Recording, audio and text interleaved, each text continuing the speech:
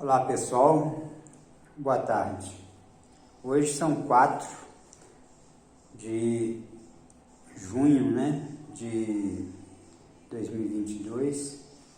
Eu estava aqui meditando, como diz o outro, pensando com meus botões aqui, relembrando alguns fatos que marcaram um pouco da minha história, da história da família e tudo.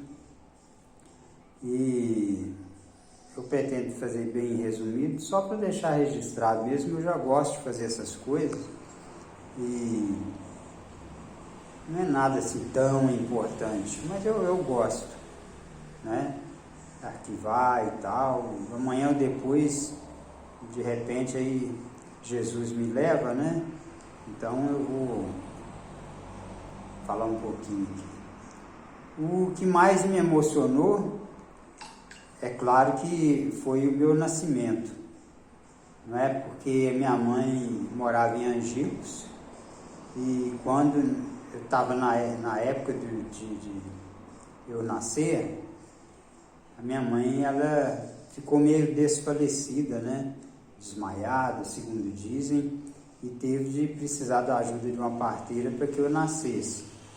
Então aí Deus abençoou, que deu tudo certo, por pouquíssimo eu teria morrido, e até minha mãe também, segundo dizem, as pessoas da época, a própria parteira que eu tive com ela em Angicos, e a minha mãe também, relatando esses fatos, falando também, meu pai.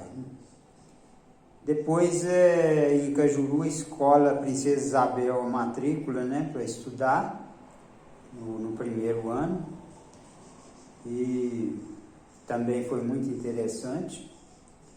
E a minha avó Lainha, que eu convivi um bom tempo em Cajuru, e que a gente gostava, quando ela precisava de comprar alguma coisa, ela mandava a gente no açougue, naquelas vendas, aqueles comércios lá do centro de Cajuru. Então a gente andava e atender a minha avó também.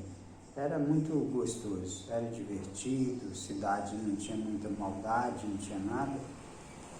Também a minha avó Maria Carreira, que a gente andava pela linha do trem, às vezes ia buscar lenha, às vezes ia na casa de um parente, um conhecido, e nós éramos companhia para ela, eu, meus irmãos.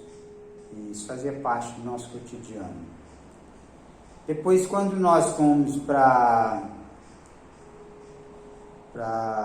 o Ribeiro de Abreu, em Belo Horizonte, que marcou muito para mim também, foi a matrícula no Colégio Independência, lá no Horto, onde eu estava cursando, me parece, a 5ª ou 6ª série.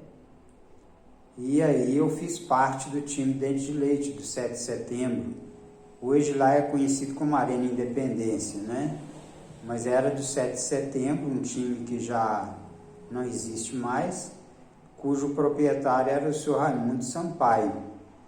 E eu, como era do Dente de Leite, nosso time, os jogadores do 7 de setembro, a gente fazia fila, assim perto da piscina, porque ele sentava... Raimundo Sampaio, o dono do time, sentava perto da piscina e a gente tomava bênção, E naquela época ele já era 60 já. Então era o dono do 7 de setembro. Isso marcou muito a vida da gente.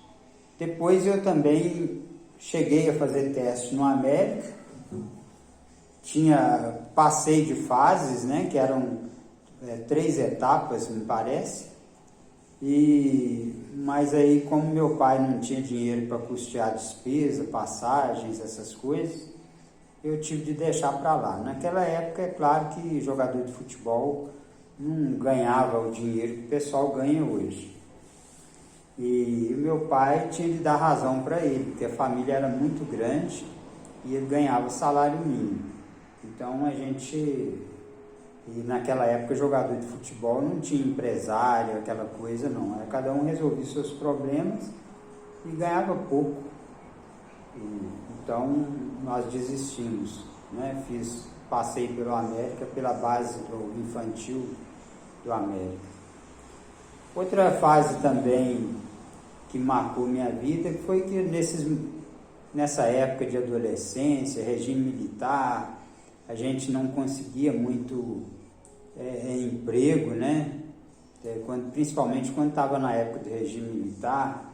Então eu era meio rebelde, assim, eu às vezes saía com os colegas para o centro da cidade e esquecia de voltar para casa, né? E teve uma dessas vezes aí que eu cheguei a dormir debaixo do viaduto da Avenida Pedro II, aqui no centro de Belo Horizonte, né? E quando eu voltei para casa, voltei embriagado, porque eu fui seguir a cabeça dos outros, eu não aguentava beber, não estava acostumado com bebida, e isso aí foi um motivo de muita chateação com meu pai, com minha mãe, né? Mas graças a Deus isso não se tornou rotina, mudamos. Então ali no Ribeiro de Abreu nós marcamos também a nossa história ali na fazenda Capitão Eduardo, que era de um engenheiro, da mãe do engenheiro da Magnesita, né, doutor André, e nós ficamos ali uns tempos ali. Depois nós fomos para Neves, onde a região que eu moro até hoje. Fui adolescente ainda, e lá não tinha muito o que fazer, não tinha emprego, o básico lá era hortas. Então eu comprava laranjas no Mercado Central e ia vender laranjas em Neves. Colocava aqueles balaios enormes na cabeça e a gente ia vender, né? Na porta das garagens, dos comércios, campos de futebol, no meio da rua. E era assim que a gente fazia, ganhava o nosso ganha-pão. As coisas estavam ficando muito difíceis aqui em Neves e eu tive uma oportunidade para ir para o Rio de Janeiro. Eu recebi um convite para trabalhar como ajudante de armador, porque eu não sabia muito, profissionalmente eu não tinha uma profissão, né, certa. Então eu fui trabalhar de ajudante de armador no Centro Internacional Rio Tour, no Rio de Janeiro, ali em Jacarepaguá, e trabalhei como ajudante de armador e fiquei uns tempos lá alojado à beira do mar, né, e trabalhando ali no Centro Internacional Rio Tour. Depois eu fui para casa aqui no Ribeiro de Abreu, né, e de novo pintou uma oportunidade para mim. Eu estava um pouquinho chateado, fui para Niterói, Rio de Janeiro também, e lá eu estava disposto a dormir debaixo de uma marquise, viaduto, qualquer lugar para mim estava bom, porque eu queria fazer alguma coisa na vida, ganhar um dinheiro, aprender qualquer coisa, trabalhar, porque na região que a gente morava só tinha fazendas, né? Não tinha muita oportunidade da gente arrumar um emprego, uma coisa mais decente. Então eu fui para Niterói e ali sentado na pracinha lá eu olhava para aquelas marquises e pensava em qual que eu vou dormir, debaixo de qual marquise, viaduto, onde era mais arriscado, menos arriscado, e assim era o meu pensamento. Mas eu dei uma sorte, né? Deus enviou um casal, e esse casal, eles ficaram sentados na pracinha, no mesmo banco que eu estava sentado. E aí, alguma coisa veio no meu coração, assim, coisa de Deus mesmo, né? Pergunta para o casal aí, se eles conhecem uma agência de emprego e tal. E nisso eu tomei essa iniciativa, perguntei para o homem, né, se ele conhecia uma agência de emprego, e aí a gente foi conversando, ele perguntou o que eu estava fazendo ali, eu expliquei que eu vinha de Belo Horizonte e que eu estava querendo um emprego, e ele me mostrou assim, um pouco desconfiado, preocupado, né, Mas a esposa dele, eu lembro que ela falou com ele assim: ah, bem, ajuda o rapaz aí, parece que ele está falando a verdade, se você puder ajudar, ajuda ele. E aí, através dessa abençoada mulher, né, esposa desse moço, ele me ofereceu um emprego de auxiliar de serviços gerais na Planitec, empresa de segurança do Rio de Janeiro, ali em Niterói. E perguntou se eu sabia mexer com jardim, essas coisas. Eu já tinha, na fazenda a gente já fazia isso, né? Já tinha algumas habilidades. E eu comecei ali em Niterói em abril de 1970, final de março para abril de 1978. E trabalhando nessa empresa, eles viram a minha dedicação, a humildade, a minha necessidade. E esse cara, ele era, eu vim saber mais tarde, que era o tenente Martinez da Planitec, né? Era um oficial do Exército, né? É o R2, né? Me parece que eles falam. Então, ele me perguntou se eu queria fazer um curso de segurança lá na Academia de Frei Caneca. Aí eu falei que queria e tudo, ele falou que a empresa pagava as despesas. Então nós começamos os treinamentos, as aulas, o curso, defesa pessoal com um instrutor das agulhas negras, e fomos fazendo curso e treinando tiro com carabina, revólver 38 cano longo, e assim a gente foi passando de etapas. Até que quando foi chegando na final, eu estava entre os 5 colocados. E assim, eu estava quase tomando bomba, né? Quase naquela época a gente, o curso de segurança era muito sério, né? Era na Academia de Frei Caneca, no Rio de Janeiro, um dos lugares mais perigosos, né? Mais lindos do mundo também. E ali tinha empresas de vários estados, né? De cidades do Rio de Janeiro, e eu estava ali com a minha humildade. E eu passei quase no sufoco, com diferença, me parece, de 1 ou 2 pontos só, que eu passei, né? Quase que eu ficava para repescagem, ou tomava bomba naquela época. Então foi uma época assim, que me marcou muito, porque depois de ser aprovado lá, eu fui trabalhar na subestação de 7 Pontes, em São Gonçalo, trabalhando à noite, portando uma carabina 22 e um revólver 38, e lá a gente chamava o vigilante, o segurança de portaria, PV1, né? O que trabalhava no fundo, PV2, né? E tinha um reforço que é o PR, ou PVR, né? Também que o pessoal falava. Então era esse tipo de serviço que a gente prestava: vigilância, transporte de valores, né? E nessa empresa onde nós cursamos em Frei Caneca, no Rio de Janeiro. É especializado em segurança privada, e assim foi onde nós desenvolvemos esse trabalho. As coisas não estavam muito bem no Rio de Janeiro, estava com saudade de família e tal. Eu voltei para Belo Horizonte, né, para Ribeirão das Neves, região metropolitana. Aí eu me casei também, e depois desse casamento eu fui aliás, antes do casamento ainda, eu fui trabalhar na Delegacia Regional do Banco Central do Brasil, que funcionava na Rua Tupinambás, no centro de Belo Horizonte.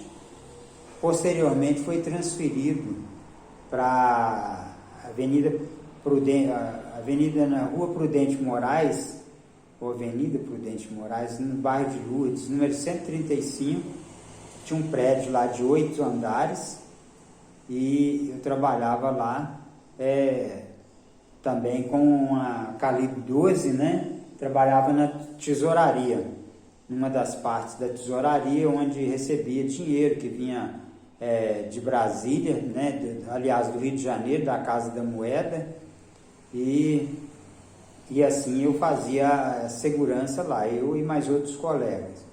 Naquela época, a Selen, que era uma empresa que prestava segurança do Banco Central, eu entrei para ela e fiquei lá, prestando serviço, né? E foi assim. Então, o Banco Central do Brasil, Delegacia Regional de Belo Horizonte, eu fui um dos agentes de segurança do Banco Central do Brasil. Depois eu fui para a Fiat Automóveis. Meu cunhado, ele era fornecedor de verduras para a Fiat e levou um currículo meu para a Fiat e eu fui chamado e participei de um processo seletivo e graças a Deus passei. E em seguida que eu fui chamado, eu sabia dirigir, mas não tinha habilitação. Eu também aproveitei uma oportunidade e investi na minha carteira de habilitação. Na época surgiu a carteira D, né, por volta de 1981, por aí. Eu habilitei categoria D em 1981. E aí as coisas foram ficando mais fáceis para mim, para trabalhar, era uma opção que eu tinha a mais também, se caso precisasse dirigir, precisasse de fazer um serviço lá na parte de segurança, né? Eu era uma pessoa habilitada. E associado a isso eu participava do karatê, nas competições, divulgação do estilo de karatê que eu pratico, que é o Kenny-Ryu, do Sensei Akio Yokoyama.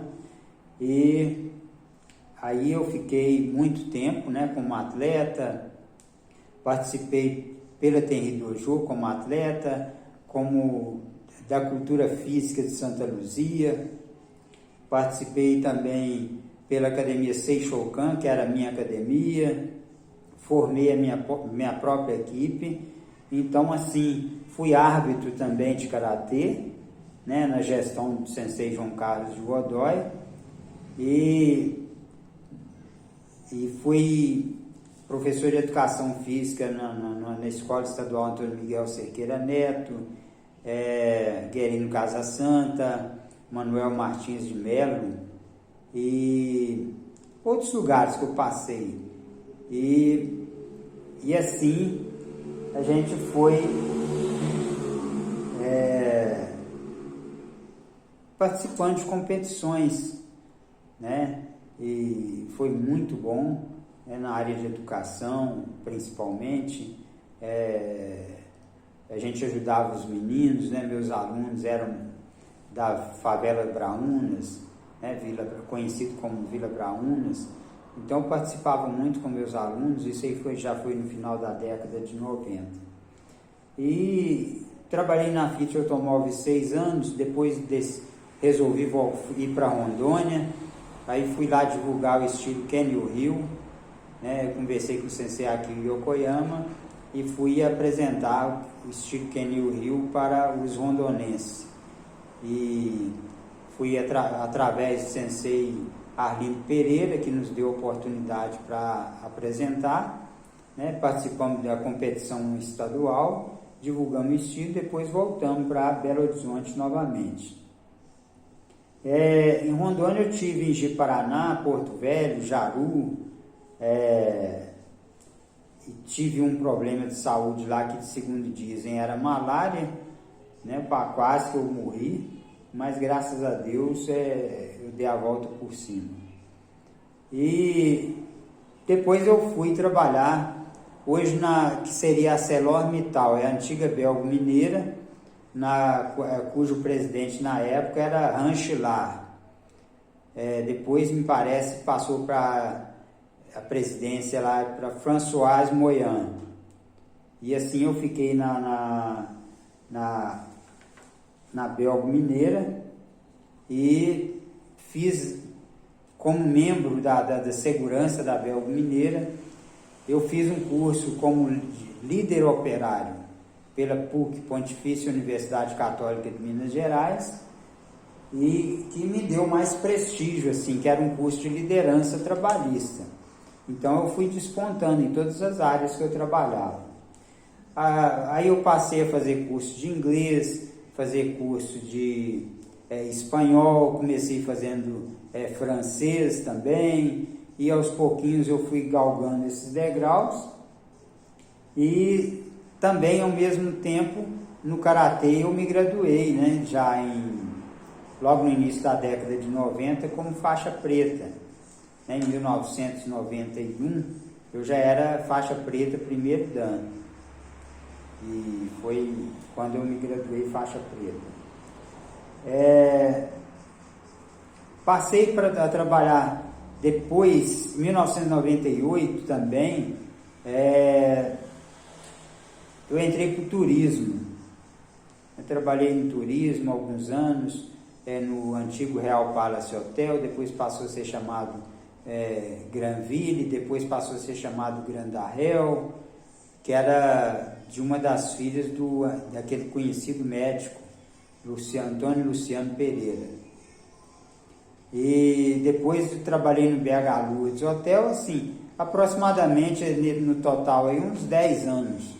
E eu fui colocando em prática meu espanhol, inglês, e melhorando, né, meus conhecimentos, que eu sempre fui muito curioso.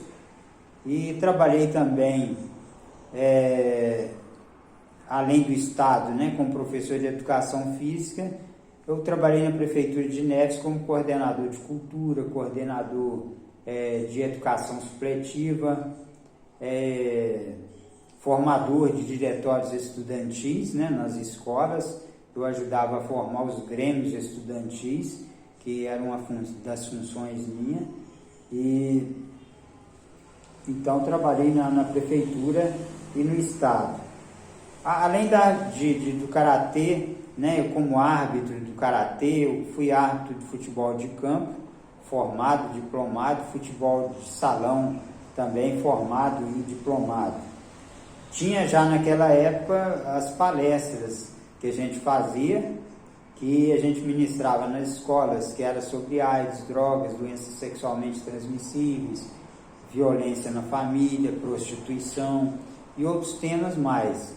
E naquela época não tinha praticamente celular, então a gente tinha de falar, né, o boca a boca mesmo. O jovem era muito carente de informação. Através do Alison, que foi depois posteriormente meu padrinho na academia de letras, porque eu fui para dar acadêmico também, e lancei um primeiro trabalho naquela época do livro chamado Silêncio e Angicos. O Alison Timóteo Costa, ele chegou a me patrocinar uma viagem no exterior, né, na Europa, onde eu fiz intercâmbio internacional, na Inglaterra, né, em Londres, em Madrid, na Espanha, e em Bruxelas, né, na Bélgica. Então participei também desse intercâmbio internacional, e também foi apadrinhado aí pelo deputado Eduardo Brandão, que ele mais o Alison Timóteo Costa, eles eram parentes, né? Um era casado com a irmã do outro, o deputado casado com a irmã me parece que é isso, do Alison. E depois desse intercâmbio internacional, a gente foi continuar trabalhando na área de segurança. Então era muito difícil naquela época, né? O regime militar, como eu já disse, na década de 80, era difícil, complicado. Então a gente começou lá de baixo, servente pedreiro, ajudante de armador, e depois, graças a Deus, eu tive trabalho, a oportunidade de lecionar para os alunos da favela Braúnas, da Vila Braúnas.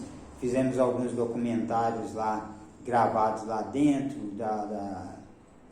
da favela, né, sobre AIDS, drogas, trabalhos diversos. Então eu era muito querido pelos meus alunos. Eu doava muito meu tempo assim para ajudar eles. E muitas outras habilidades. Eu sempre, por onde eu passei, eu sempre procurei conhecer o máximo, porque eu já pensava no futuro, que a pessoa que se dedicasse a apenas uma função, um emprego, e ficasse preso somente àquilo, um dia eu já pensava assim: a hora que tiver um problema de crise, se eu não conseguir vaga nesse emprego, eu fico desempregado. Então hoje, eu vou ser sincero para vocês, eu com certeza absoluta, eu tenho habilidades fácil, em mais de 20 funções práticas que eu pratiquei, né? São muitas mesmo. Fui coordenador de cursos também pelo FAT, participei mesmo de muita coisa no estado, prefeitura, no meio político também. Eu atuei um tempo no meio político, né, ajudando alguns candidatos assim, que era da nossa região. E mais recentemente, né, veio meus 2 filhos, a Úrsula e o Luke, os mais novos. Os primeiros eram o Peterson e o Alan. Depois vieram a Úrsula e o Luke. Em 2015 eu me converti ao Evangelho do Senhor Jesus. Depois de muitos anos como católico, assim, eu ficava muito triste porque não conhecia a Bíblia. O pessoal da igreja tradicional não era muito de pegar em Bíblia. O pessoal inibia a gente para pegar em Bíblia, que falava que não podia ler, que ficava doido, esses papos, né? Não tem nada contra ninguém, mas eu quis ter mais conhecimentos e não me arrependo, me converti, minha experiência de vida mudou, qualidade de vida mudou e graças a Deus eu tenho buscado a direção da salvação. Aposentei também em 2014, né, por tempo de serviço, quase 40 anos de trabalho, e as apresentações, né, muitas apresentações de quebramento de gelo, durante o ano eu fiz, durante muitos anos, eu fiz apresentações na FUMEC, clubes oficiais da Polícia Militar, na PUC, no Coração Eucarístico, na minha região lá em Neves, muitas apresentações e assim fazer parte do nosso dia a dia. E treinava na Tenri Dojo, além da minha academia, eu treinava com o Sensei Aki Yokoyama na Tenri Dojo ininterruptamente. Então foram muitos e muitos anos. As palestras, né, elas que foram fundamentais para a minha conversão, foi quando eu fui convidado para uma igreja, pela igreja Casa de Oração para Todas as Nações, cujo pastor Valdeci, né, me convidou para dar palestra para os irmãos lá. Eu era católico, mas Deus me abençoou grandemente, me usou, que ali eu fiquei, né, sabendo, conhecendo verdadeiramente os evangélicos, né, o povo de Deus ali, muito bons, assim, que me atraiu muito, né, assim, a filosofia de vida deles, simplicidade. Eu tinha uma visão muito distorcida dos evangélicos, e aí eu tive essa oportunidade de trabalhar com esse povo, depois onde eu vim me converter.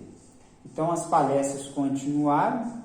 A igreja lá tinha um Fusca para vender, que era para ajudar na reforma da igreja. Eu peguei e comprei esse Fusca 79, exatamente. E eu comprei esse Fusca, a igreja angariou recursos e foi fazer algumas reformas que estava precisando. A minha filha Úrsula, ela é fruto de um milagre. a mãe dela não engravidava, vinha aquela gravidez que eles falam psicológica, né? E o sonho nosso era ter uma filha ou um filho. E aí, a partir daí, eu já como convertido, eu perguntei à mãe dela se ela acreditava em milagres. E aí ela falou que sim, nós passamos a orar, ajoelhados todo dia, na beirada da cama, de noite eu ungia a barriga dela e abençoava minha filha ou meu filho. E depois de quase um ano de oração, eu acredito que foi isso, eu não lembro mais o tempo, e aí ela engravidou e nasceu essa bênção que é a Úrsula, né? Que é um milagre de Deus. Depois da Úrsula veio o Luke, também que é uma bênção, uma maravilha. Me deu muito trabalho quando ele era pequeno, porque o Luke, a mãe dele teve depressão, segundo os médicos, palavra dos médicos, e que ela precisava de fazer um tratamento e ela não quis submeter um tratamento, e o Luke teve algumas sequelas. Então muitos anos nós lidamos com essas sequelas, orações, levando ele, né, na igreja e tudo. Hoje ele é uma bênção, né? É um jogador de futebol, um promissor jogador de futebol, que a gente está esperando aí para deslanchar. Enquanto isso a gente vai pegando com Deus.